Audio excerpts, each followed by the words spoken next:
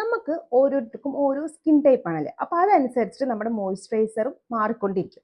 അങ്ങനെയാണെങ്കിൽ നമുക്ക് ഓരോ സ്കിൻ ടൈപ്പുകാർക്ക് യൂസ് ചെയ്യാൻ പറ്റുന്ന എൻ്റെ ഫേവറേറ്റ് ആയിട്ടുള്ള കുറച്ച് മോയ്സ്ചറൈസേഴ്സ് പറഞ്ഞുതരാം.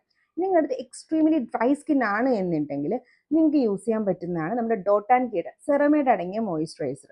അതല്ലെങ്കിൽ നമ്മുടെ കുറച്ച് റേറ്റിലോട്ട് പോവുകയാണെങ്കിൽ സെറാവിയുടെ ഡ്രൈ സ്കിൻ മോയ്സ്ചറൈസറും നല്ലൊരു ഓപ്ഷനാണ്. ഇനി നിങ്ങളത് കുറച്ച് ഓയിലി സ്കിന്നിലോട്ട് വരികയാണെന്നുണ്ടെങ്കിൽ നിങ്ങൾക്ക് യൂസ് ചെയ്യാൻ പറ്റുന്നതാണ് പ്ലമ്മിൻ്റെ നയാസിനമൈഡ് അടങ്ങിയ മോയ്സ്ചറൈസർ. അതല്ലെങ്കിൽ റിക്വലിൻ്റെ ഓയിൽ ഫ്രീ മോയ്സ്ചറൈസർ നല്ല ഓപ്ഷനാണ്.